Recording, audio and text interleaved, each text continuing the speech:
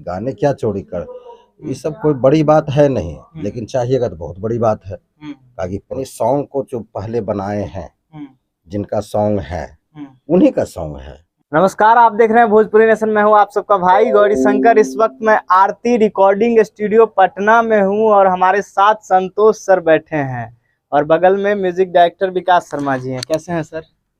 ठीक हैं। और मेरे तरफ से आपके सारे ऑडियंस को नमस्कार, प्रणाम और सदा खुश रहें। जी जी, आप कैसे हैं विकास जी? सब बढ़िया है, अच्छा है। तो सर, सबसे पहले तो ये सवाल रहेगा, अभी जिस वक्त जिस तरह से भोजपुरी इंडस्ट्री में चल रहा है, लगातार अभी एक गाना चोरी हो गया है, इस पे क्या कहेंगे संतोष सर? किनका गाना चोरी हुआ? पवन सिंह जी का एक गाना था जिसका नाम था फराक फाटल बा। वो गाना चोरी हो गया है, खेसारी लाल यादव जी गा दिए।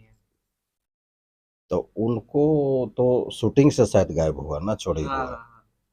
देखिए, गाने चोरी होना नहीं चाहिए। जिनका गाना, जिनका सॉन्ग है, उन्हीं का होना चाहिए। लेकिन अब चोरी हो जाता है तो चोरी तो 2 ही लाइन होता है ना, हेडलाइंस का। उसके बाद वो लोग विस्तार कर लेता है। तो चोरी नहीं होना चाहिए। और जहाँ तक की बात है पवन जी का, तो उनका तो बहुत कम ही चोरी होता है।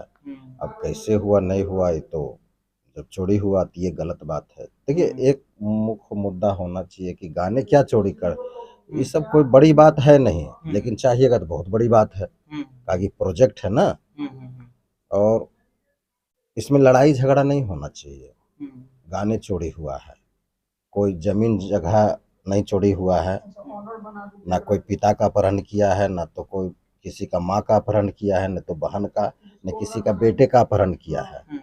इसमें ज़्यादा कुछ नहीं होना चाहिए, उसको हल्का फुल्का डांट डपट करके यही होना चाहिए। मतलब देखिए, कोई चीज़ चोरी हुआ, कोई चीज़ का किडनैपिंग हुआ, ये सब बड़ा मुद्दा है। अब गाने चोरी का कोई बड़ी मुद्दा है नहीं, क्योंकि जैसे आए दिन होते आ रहे हैं, आप तो जानते ही हैं। तो हमको तो लगता है कि ये होना नहीं चाहिए, लेकिन आए दिन होता ही है। इस पर नहीं होना चाहिए, रोक लगना चाहिए। अच्छा, जिस तरीके से इंडस्ट्री आजकल चल रही है, इस पे संतोष सर जी क्या कहेंगे? इंडस्ट्री चल रही है मतलब किस मैटर पर? गाने को लेके, फिल्म को लेके, अभी जिस तरह से ऊंचाइयों पे जा रही है इंडस्ट्री, एक अलग लेवल भोजपुरी में बन रहा है। और आप तो बहुत पुराने हैं और काम कई सालों से करते हुए आ रहे हैं। देखिए, इंडस्ट्री बहुत पुरानी है और हम लोग का भी 12-14 साल हो गया है। और देखिए, इसमें क्या एक्चुअली क्या है ना, कि जितने पुराने होते जाएंगे उतना मैच्योर्ड वो हो जाएंगे। अभी जो जो नए नए आए हैं इंडस्ट्रीज में, तो उनको थोड़ा सा लगता है कि इसका चोरी कर ले, इसका ऐसे कर ले, ऐसे हम आगे बढ़ जाए, इससे मतलब उनके दिमाग में ये सब चलता है। लेकिन ऐसा नहीं होना चाहिए।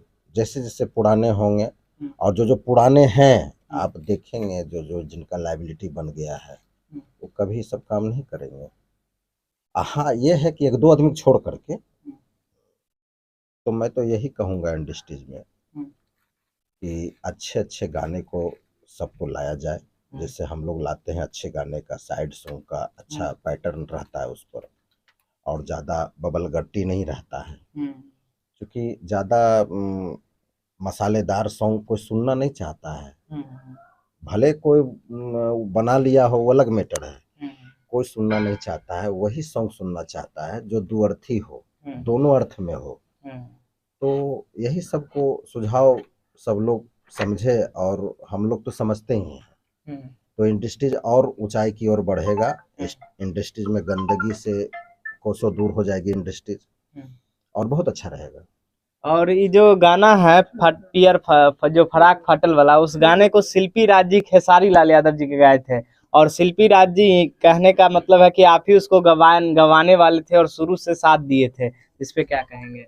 पियर की फराक वाली नहीं, फराक जो फाटल बा, ये गाना जो है, ये खेसारी लाल यादव जी और शिल्पी राज जी गा दिए हैं।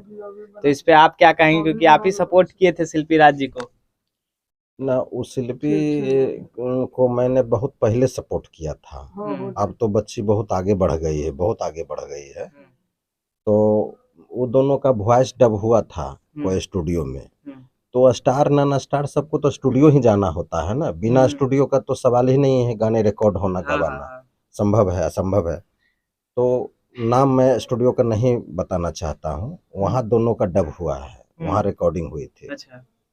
अब कोई उसी को कोई मुखड़ा का एक लाइन को हेरा फेरी कर दे तो क्या कीजिएगा, यही सब हो रहा है। वो था पियड़की फड़ाक वाली, उसी में थोड़ा हेरा फेरी कर देता है, यही होता है। तो देखिए संतोष सर बता रहे हैं कि ये स्टूडियो में गवाया गया था। यहाँ पे क्या कहना चाहेंगे, इस गाना जिस तरह से एक 8 ही घंटा में 2 मिलियन व्यू चला गया है, यूट्यूब पे पूरा बवाल मचा, और भोजपुरी में बहुत बड़ा कहीं विवाद ना हो जाए इस पे क्या कहेंगे संतोष सर?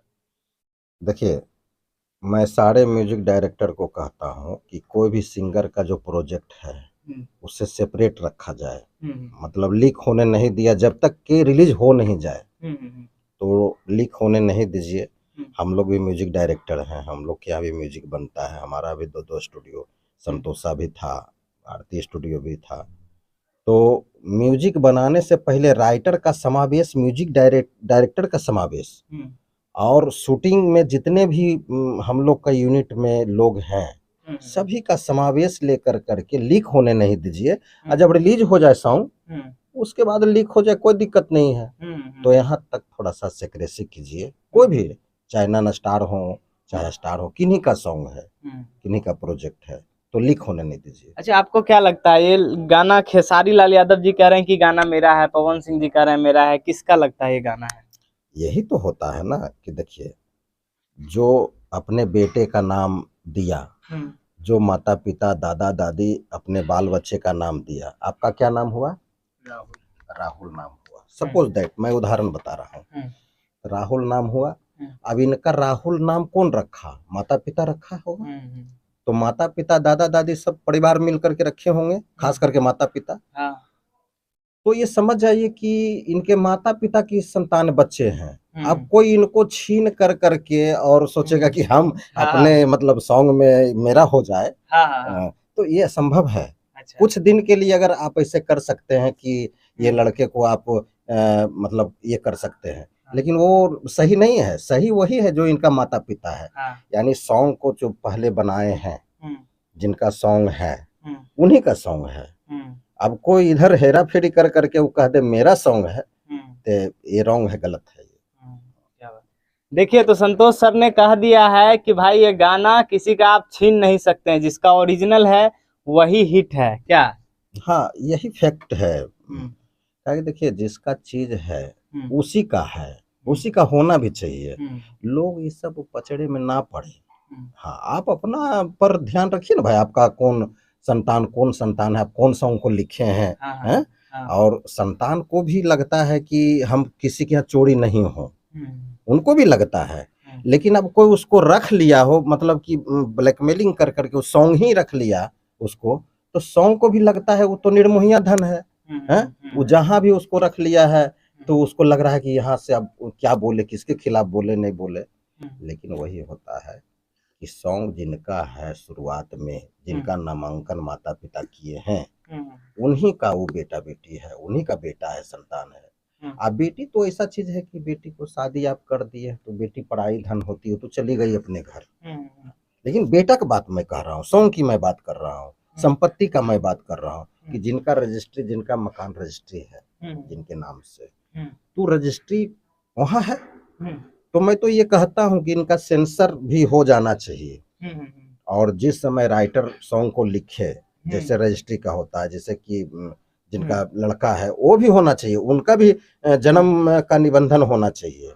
आजकल पहले के जमाना में किनका लड़का है सब समाज लोग जानता है कि इनका बेटे हैं, इनका ये पिताजी हैं, उनका भी कागज बन जाना चाहिए कि ताकि जो है, तो हम तो यही कहेंगे कि सॉन्ग का एक बन जाना चाहिए, सेंसर बोर्ड पहले होना चाहिए एल्बम अच्छा, का। तो आप मांग करते हैं सरकार से कि सेंसर बोर्ड होना चाहिए? हाँ, हम तो पहले भी हमने अथी दिया था, क्योंकि हम ऑफिस में जाता हूँ तो हम गए थे लाल चुनरिया वाली संजीव टोनी जो बनाए थे बहुत पहले आनंद जी को लेकर के। तो अब तो आनंद जी बहुत अब काम नहीं कर रहे हैं फिल्म इंडस्ट्री में, तो लाल चुनरिया वाली संजीव टोनी बनाया था, यही पटने के हैं संजीव टोनी।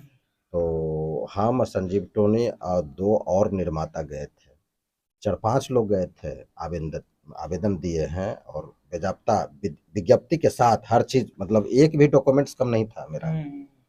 लेकिन ये लोग नज़रअंदाज कर देते हैं, मतलब कि तो क्या किया जाए, लेकिन सेंसर बोर्ड होना जरूरी है। और दूसरी नंबर ये होना चाहिए कि जो राइटर जो लिखे हैं उसका निबंधन हो, मतलब कि ये चीज उस राइटर का है, अब फलने अमुक व्यक्ति को दिया जा रहा है। तो देखिए बहुत बड़ा बात बोल दिए हैं कि भोजपुरी में सेंसर बोर्ड लागू होना चाहिए। अगर लागू नहीं होगा तो इसी तरीके से भोजपुरी में रोज घटना हो जाएगा। समाज को लेके क्या कहेंगे संतोष सर? एक चीज मैं और जोड़ूंगा कि भोजपुरी फिल्म में सेंसर बोर्ड है जैसे हिंदी में है, लेकिन एल्बम में नहीं है। नहीं कोई कराना चाहता है तो उसका भी रिलीज हो जाता है, ये नहीं होनी चाहिए, ये दुखद है। तो भोजपुरी में सॉन्ग अगर फिल्म बन रही है, अगर बिना सेंसर बोर्ड का वो रिलीज नहीं कर पाएगा, कहीं कोई सिनेमा थिएटर में नहीं लगेगा। तो उसी प्रकार मेरा ये भी कहना है कि एल्बम के भी लोग, हम लोग कितने एल्बम के, पहले एल्बम के सेंसर बोर्ड कराए हैं कलकत्ता में जाकर के, लेकिन इधर से कोई नहीं कराना चाहता है। इसका हो जाए, कंपलसरी हो जाए तो ये अच्छा रहेगा। और जाते जाते मैं यही कहूँगा सारे बंधु को कि सब लोग खुश रहें, सबसे पहले खुश रहें। खुश रहने से क्या होगा, एक दूसरे, सारे परिवार, सारे यूनिट में जहाँ जहाँ काम करते हैं आप, सब लोग खुश रहें। खुश रहने से ये बहुत बड़ी दवा है। इससे बढ़िया दवा आपको ना तो कहीं बाजार में मिलेगा, न तो कुछ होगा। खुश रहने से आपका जीवन शैली अच्छा रहेगा, शरीर अच्छा रहेगा। खुश रहें और अपने अपने कामों को अंजाम दें, अपने कामों में व्यस्त रहें, खाली दिमाग नहीं रखें और सदा खुश रहें। तो बहुत बहुत धन्यवाद संतोष सर जी, इस वक्त हमारे साथ थे, जिन्होंने बहुत बड़ा खुलासा कर दिया है कि भोजपुरी इंडस्ट्री में सेंसर बोर्ड होना चाहिए और इस गाने चोरी को लेकर भी बहुत बड़ा इन्होंने बात कह दिया है। तो वीडियो को अंत तक देखिएगा और लाइक से सब्सक्राइब और चैनल को सब्सक्राइब जरूर कर लीजिएगा। बाकी खबरों के लिए बने रहिएगा भोजपुरी नेशन में। मैं हूं आप सबका भाई गौरी शंकर। बहुत बहुत धन्यवाद।